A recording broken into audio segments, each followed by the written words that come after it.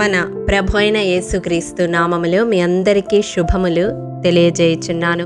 నిర్గమకాండము 17వ అధ్యాయము 12వ వచనము. మోషే చేతులు బరువెక్కగా వారు ఒక రాయి తీసుకొని వచ్చి అతడు దాని మీద కూర్చుండుటకై దాని వేసిరి. అహరోను హూరులు ఒకడు ఈ ప్రక్కను ఒకడు ఆ ప్రక్కను అతని చేతులను ఆదుకొనగా అతని చేతులు సూర్యుడు అస్తమించు వరకు నిలకడగా ఉండెను.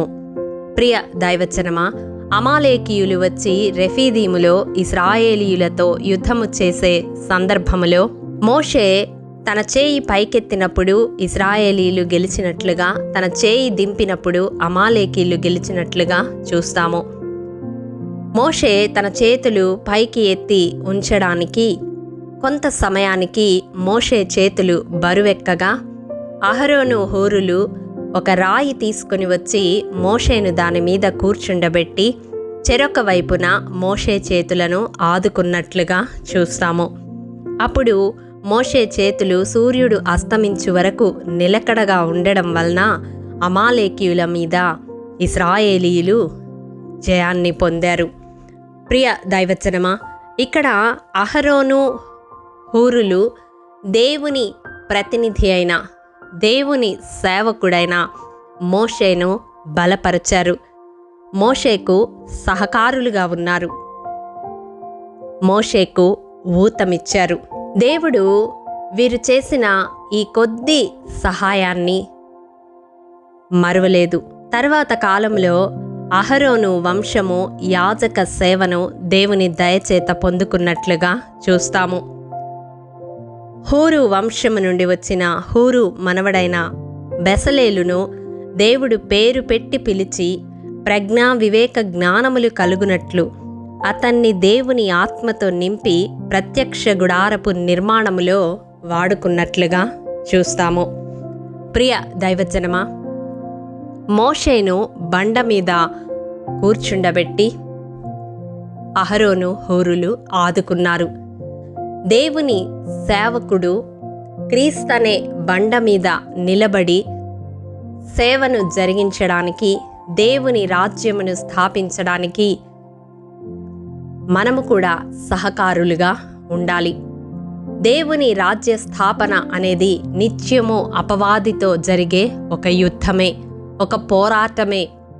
ఆ పోరాటంలో సేవకుడు గెలవాలి అంటే సేవకుణ్ణి ఆదుకునే హస్తాలు ఉండాలి, సేవకుణ్ణి బలపరచే హస్తాలు ఉండాలి, సేవకునికి ఊతమిచ్చే హస్తాలు ఉండాలి.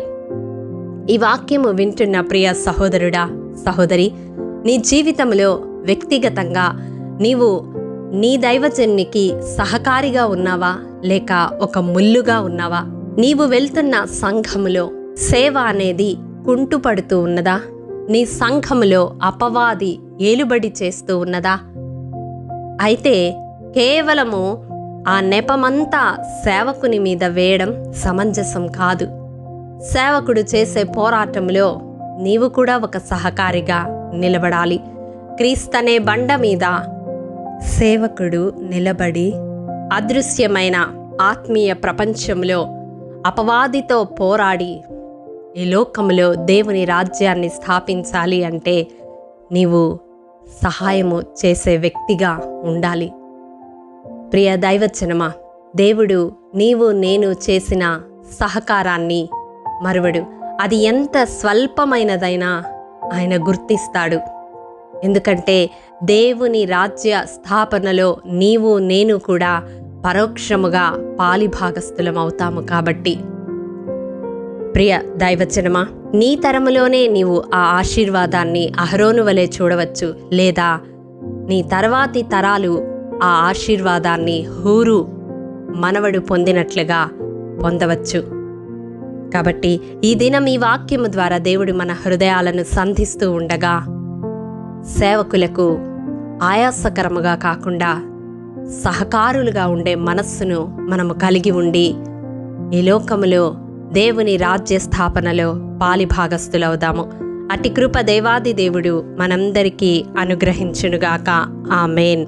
ప్రేమ నమ్మకము కలిగిన మా ప్రియ పరలోకపు తండ్రి, నీ పరిశుద్ధ పాదములకు వందనములు దేవా. విత్తబడిన వాక్యమును ప్రతి హృదయములో నూరంతలుగా ఫలింపచేయండి. మా జీవితాలలో నీ సేవకు, నీ సేవకులకు సహకారులుగా ఉండి నీ రాజ్య స్థాపనలో పాలిభాగస్తులయ్యే కృపను మాలో ప్రతి ఒక్కరికి దయచేయమని యేసతి పరిశుద్ధ నామం పేరిట అడిగి పొందుకొని ఉన్నాము తండ్రి. ఆమేన్.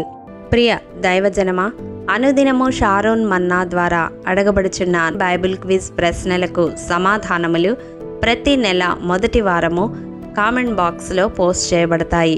కాబట్టి గమనించి మీకు తెలియని ప్రశ్నలకు సమాధానములు తెలుసుకొనగలరని ప్రభు పేరట మనవి చేయుచూ ఉన్నాము. ప్రియ దైవజనమా, ఈ దినం బైబిల్ క్విజ్ ప్రశ్న: యెరూషలేము పట్టబడు వరకు బందీ గృహశాలలో ఉన్న ప్రవక్త ఎవరు? ప్రియ దైవజనమా, ఈ దినము జన్మదినము, వివాహ దినము జరుపుకుంటున్న వారికి షారోన్ గ్రూప్ తరపున హృదయపూర్వక శుభాకాంక్షలు తెలియజేయుచూ ఉన్నాము. దేవుడు శ్రేయస్కరమైన ఆశీర్వాదములతో ఈ సంవత్సరాది నుండి సంవత్సరాంతము వరకు మిమ్ములను నింపాలని ప్రార్థిస్తూ ఉన్నాము. ఆమేన్.